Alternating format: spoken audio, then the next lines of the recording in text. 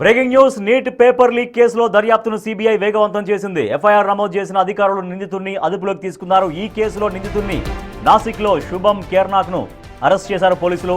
నిందితుడు తన రూపం, హెయిర్ స్టైల్ మార్చుకున్నప్పటికీ సాంకేతిక ఆధారాల ద్వారా గుర్తించి పట్టుకున్నారు పోలీసులు. ఈ నెల 3న జరిగిన నీట్ యూజీ 2026 పరీక్షకు 42 గంటల ముందే 410 ప్రశ్నలతో కూడిన గెస్ట్ పేపర్ వాట్సాప్ గ్రూపుల్లో వైరల్ అయింది. లీక్ అయిన పేపర్లో సుమారు 120 ప్రశ్నలు అసలు పరీక్షలో వచ్చినట్లు ఆరోపణలు రావడంతో కేంద్రం నీట్ను రద్దు చేస్తున్నట్లు ప్రకటించింది. నీట్ పేపర్ లీక్ కేసులో దర్యాప్తును సిబిఐ వేగవంతం చేసింది. ఎఫ్ఐఆర్ నమోదు చేసిన అధికారులు నిందితుడిని అదుపులోకి తీసుకున్నారు. మా ప్రతినిధి శివ మరింత సమాచారం అందిస్తారు. శివ, సో ఫర్దర్ నెక్స్ట్ ఏం జరగబోతుంది? దీంట్లో ఈ విచారణలో ఇప్పటికే నిందితుడిని అరెస్ట్ చేశారు పోలీసులు. సో నిందితుడిని ఎట్లా గుర్తించారు? ఆల్రెడీ తన కొంత రూపురేఖలు అవన్నీ కూడా మార్చుకున్నప్పటికీ కూడా ఎట్లా తనను పట్టుకోగలిగారు పోలీసులు? రైట్ రాజేష్, దేశవ్యాప్తంగా మే 3వ తేదీన జరిగిన నీట్ పరీక్షను రద్దు చేస్తూ నేషనల్ టెస్టింగ్ ఏజెన్సీ ఆదేశాలు జారీ చేసింది. అయితే దీనికి సంబంధించి అవకతవకలు జరిగాయి, పేపర్ లీక్ అయిందనేది గుర్తించిన నేపథ్యంలో వారికి వచ్చిన సమాచారం మేరకు పోలీసులకు సమాచారం ఇచ్చారు. సో పోలీసులు వెంటనే దీనికి సంబంధించిన ఎవరైతే పేపర్ లీక్ చేశారో ఆరోపణలు ఎదుర్కొంటున్న వ్యక్తిని మహారాష్ట్ర నాసిక్లో శుభం కేర్నార్ను వారి ప్రాంతంలోని గ్రామంలో నివాసంలో అరెస్ట్ చేశారు. అతను ప్రజెంట్ భోపాల్లో BAMS అనేది విద్యను అభ్యసిస్తూ ఉన్నారు. అతనికి పేపర్ ఎక్కడి నుంచి వచ్చిందనేది కూడా ప్రధానంగా దర్యాప్తులో కీలకంగా విచారణ కొనసాగిస్తున్నారు. అతనికి హర్యానా నుంచి రావడం, హర్యానా, రాజస్థాన్లో ఈ పేపర్ అనేది ఎక్కువ సర్క్యులేట్ అయింది. దాదాపు 5 రాష్ట్రాలకు పేపర్ వ్యాపించింది, సర్క్యులేట్ అయింది అనేది కూడా ప్రధానంగా ప్రచారం జరుగుతుంది. అయితే దీనికి సంబంధించి ఇప్పటికే దర్యాప్తును వేగవంతం చేసిన సిబిఐ ఎఫ్ఐఆర్ నమోదు చేసి ప్రజెంట్ శుభం కేర్నార్ను అదుపులోకి తీసుకుని విచారిస్తోంది. మొత్తం దేశవ్యాప్తంగా 22,79,000 మంది విద్యార్థులు ఈ పరీక్షకు హాజరయ్యారు. అయితే ముందు రోజే అంటే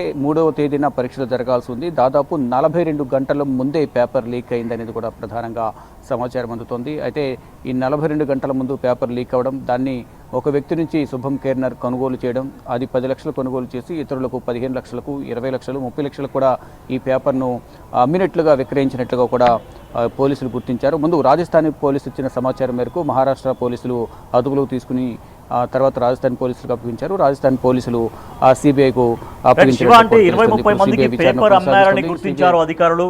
అంటే ఎగ్జాక్ట్ గా కొంతమందిలో 20 మంది 30 మంది దాంట్లో పర్టికులర్గా పలానా వాళ్లకు అమ్మారు అనేమన్నా కంక్లూజన్కి వచ్చారా?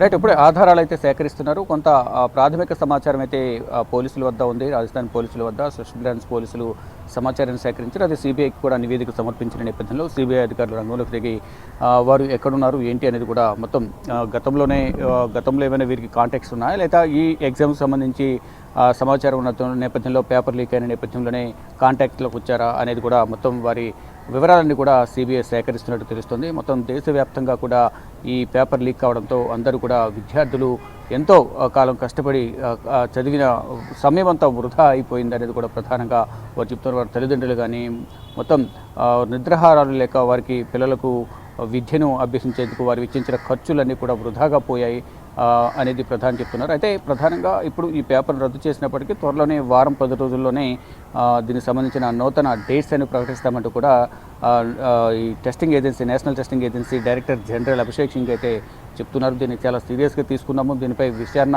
కొనసాగిస్తున్నాము, ఎవరైతే దీంట్లో కీలక సూత్రధారులు ఎవరుతున్నారో వారందరినీ కూడా కఠినంగా శిక్షిస్తామంటూ కూడా చెప్తోంది.